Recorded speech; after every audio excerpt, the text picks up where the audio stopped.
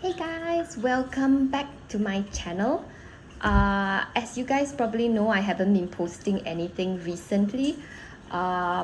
This is a video that I kind of agreed to do quite some time back, so I'm finally getting around to doing it.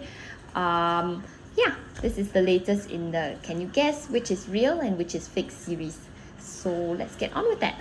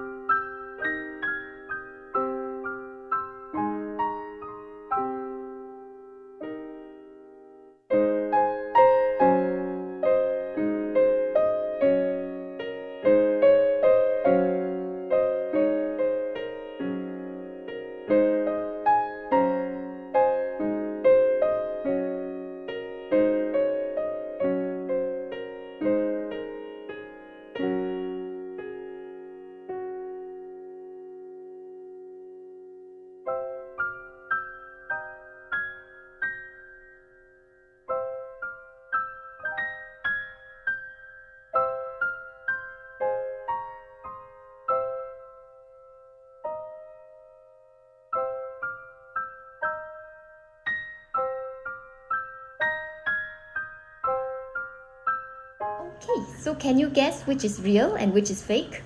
If any of you have seen the previous video, you probably already know which is real and which is fake. But for those of you who are new here, the real one is the white one and the fake one is the gray one. So in the last video, I did another Lady Dior mini fake versus real comparison. So this is actually the second one in the Lady Dior mini bag series. They didn't have white in this case. I think they ran out, so I took the gray instead. Comparison wise to the previous video's fake, I would say that this one over here is actually a lot better. The biggest improvement definitely is in the interior of the bag. The truth is, between these two, the real versus the fake, exterior wise in terms of the leather and interior wise in terms of the workmanship, they are actually on equal terms. Yeah, there isn't a lot of differences to point out, to be frank, which is amazing. But there is one area which I think perhaps all the Lady Dior fakes have not managed to fully replicate, because I also had the same issue in the previous Lady Dior fake by the other brand, but that one had a lot of other issues as well.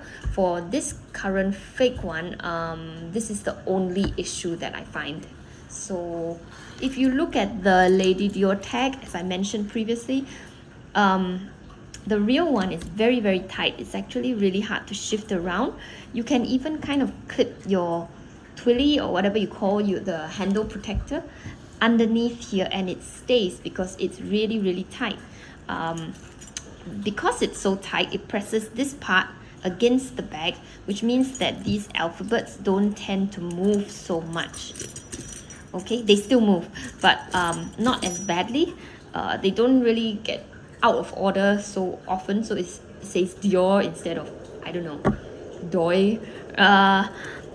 Either way, this is part of the real Lady Dior design. But for a lot of the fakes, including this one, the issue is that it's very loose, so it's not tightly held enough, because yeah, it's just, yeah, and now you can see it. It's quite loose. Because it's loose over here, this one moves much more easily, and it doesn't press the clips against the bag. So because it doesn't press it against the bag, the alphabets kind of can get jumbled a lot more, as you can see here. Of course, if you kind of like just hit it lightly, it doesn't. So how big of a problem is this? I'm not very sure. It depends on you and your preference. Okay. Yeah. So how much an issue this is depends on you and your preference, and whether you intend to jangle the bag around like that. See the real one. It's still Dior. So this is the biggest issue that I find. In fact, this is the only issue that I find problematic with this bag. Otherwise, they have actually done a very, very, very good job. The handles are very, very nicely done. Unlike the previous fake, the sloping for this versus the real one is actually very, very similar. Material wise, you can't feel it, but I can, and it feels the same. It feels exactly the same, to be quite frank. The interior, the flap is really nicely done, perhaps even nicer than the real one. If you notice, the real one had some wrinkles. This one doesn't. And the interior is nicely lined, very neat. The logo is not slanted, unlike the previous fake, which I just find such a ridiculous mistake to make. Yeah. So overall, this is actually a pretty good Lady Dior fake. The only thing to take note of is the logo. If that bothers you, then I have not found a better. Not humongous. It's, you know, a large handbag. It's got a little bit of weight to it as well, but it is also light enough to be a great bag for traveling. I've just realized that there are so many ways to wear this strap, and I will not be showing you all the ways because I'm no expert. However, I will show you a few different ways that I like to wear this bag. My favorite part is definitely this toggle. I think it's really beautiful, really classic and simple, a great everyday running around town bag. So you will see here that I can just put it on the shoulder like a normal shoulder bag. It's also worn crossbody really, really well. And also, apart from that, you can actually do the V, which was in a lot of the campaigns for Chanel when this bag came out. And that's crossing it on both shoulders. And you'll see that here. Well guys, I hoped you enjoyed this video of the Chanel Gabrielle bag.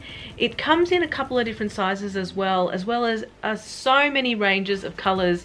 So if black and white's not your thing, but you really like the shape and the functionality and the straps, then maybe consider a different color. I really hoped you enjoyed this video, guys. Please subscribe to my channel if you haven't already. Click the like button and the bell notification. And be sure to follow me on Instagram. Instagram is a very prominent platform for me. I do a lot of giveaways, and the stitching should maintain the consistent diamond pattern and line up perfectly. See the diamonds right here? It's continuous. Even if there's a pocket, they did not cut the diamond design. See? It's still diamond. All right? And another thing is the balance. If you can see it here, it's cut on the same place, and here both sides have half of the diamond, and then here both the left and the right always have the same measurements. See that? It's the same measurements. Even here in the middle, look at the triangle here. There's a little extra at the side, so it's still the same. The distance is the same, both left and the right.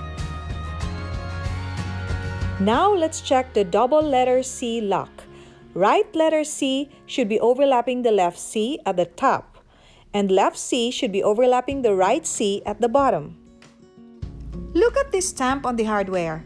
It means that this bag was made in France. If there's no stamp or no marking, then it's made in Italy. Now let's check the back of this lock. The back plate. Did you see these two screws? Chanel always use flat screws, and the words Chanel and Paris should have a clear font with even spacing. All right, now let's check the straps, the famous Chanel straps. The chain and leather straps are a signature feature of Chanel bag. This one is a vintage Chanel, and it features a link without the leather threaded through it. You cannot see the stitching on this part. You cannot see a thread at all. And the weight of the strap, it's heavier compared to the straps of any other bags. All right, let's check